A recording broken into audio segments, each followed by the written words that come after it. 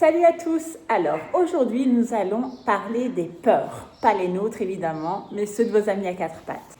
Qu'est-ce qu'une peur? Une peur vient souvent de quelque chose que votre chien ne connaît pas. Quelque chose que votre chien ne peut pas identifier ou ne sait pas identifier, puisqu'on sait tous que nos chiens ne sont pas nés avec une carte formatée et qu'il faut leur apprendre.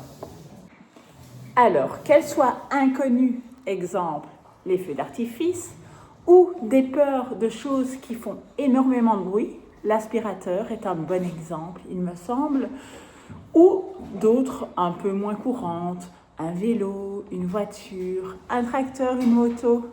Beaucoup de choses peuvent mettre nos animaux en situation de stress. Et face à une situation de stress, votre chien peut réagir de 3 façons différentes. Il peut se figer, rester stoïque, observer, rester sur ses gardes. Il peut aussi aboyer et reculer, partir, s'enfuir.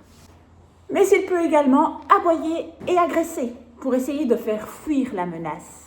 Votre rôle en tant que maître va être d'aider votre chien à affronter ses peurs. Et voici la pire chose à faire. C'est pas grave, oh, il va rien se passer, tu vas voir, ça va aller. Ce comportement, cette réponse face à l'action de votre chien va lui faire comprendre qu'il a raison de se méfier. On ne sait jamais. Tu as raison d'être sur tes gardes. On va complètement dans le sens inverse de ce qu'on veut. Mais alors, comment faire comprendre à votre chien que rien va de se passer malgré cette chose qui lui fait horriblement peur? 1. Je vais me servir du point faible de mon chien. Le jeu fera très bien l'affaire. Le but étant de plonger votre chien dans un état d'excitation positif afin qu'il oublie la chose qui lui fait peur. Qu'il oublie, oui et non, puisque nous allons évidemment l'aider à affronter et pas à ignorer. Prenons le cas de l'aspirateur par exemple. N'allez pas croire que la simple confiance de votre chien par rapport à vous va suffire. Ça c'est bon pour l'ego humain. Comment allons-nous faire? Nous allons décomposer. Décomposer en plusieurs phases, du plus facile au plus difficile. Parce que nous savons tous que nous avons appris à faire 1 plus 1 avant de faire 3 fois 3. Et il en va de même pour votre animal.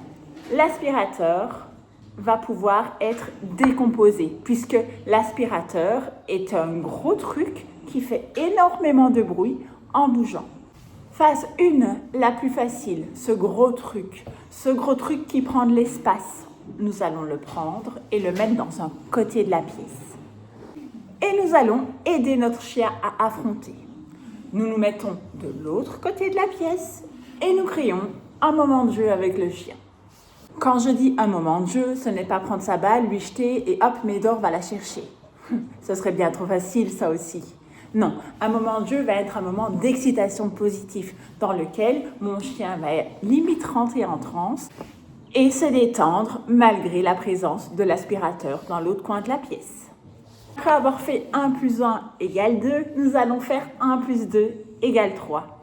Après avoir fait cette zone d'excitation à l'autre côté de la pièce, nous allons nous rapprocher de l'aspirateur. Mais attention, au rythme de votre chien, toujours. À rien ne sert de vouloir courir, sinon nous allons faire des pas en arrière. Et c'est pas ce que nous voulons. Je me suis rapprochée de l'aspirateur, je recommence. Hop, zone d'excitation, c'est reparti.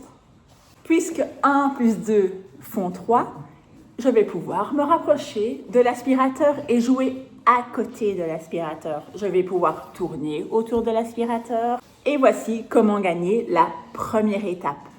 Évidemment, tout ne doit pas se faire sur un seul jour. Allez en fonction de votre chien. Il ne s'agit pas d'un jeu contre la montre, mais bien d'aider votre chien correctement à affronter une crainte afin qu'elle disparaisse. Phase numéro 2. Après avoir fait 1 plus 1, nous allons faire 1 fois 1. Cet aspirateur qui est dans un coin de la pièce, nous allons le brancher et le mettre en marche.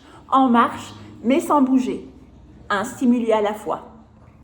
Et je suis repartie dans le coin opposé de l'aspirateur et je recommence. Zone d'excitation, c'est ok, mon chien se détend, je me rapproche. idem, même chose. C'est ok, mon chien se détend, je me rapproche jusqu'à ce que je puisse jouer à côté de cet aspirateur qui fonctionne. Attention, prenez bien garde à arrêter votre exercice quand l'exercice est réussi. Ne voulez pas aller trop vite, ça ne sert à rien. Comme vous vous en doutez, après cet aspirateur qui ne fonctionne pas et cet aspirateur qui fonctionne sans bouger, il va de soi que cet aspirateur va fonctionner en bougeant. Et c'est reparti. Nous voilà au bout de la pièce, au milieu de la pièce et de nouveau à côté de l'aspirateur. La phase d'après n'est pas obligatoire. J'aspire mon chien avec l'aspirateur. Mais une fois qu'il a compris que ça faisait du bien, il devient difficile de pouvoir aspirer tranquillement. Et on en arrive vite à aspirer avec une tribu de canidés au pet. J'espère avoir pu vous aider et évidemment, n'hésitez pas à commenter, à liker et à partager. Salut!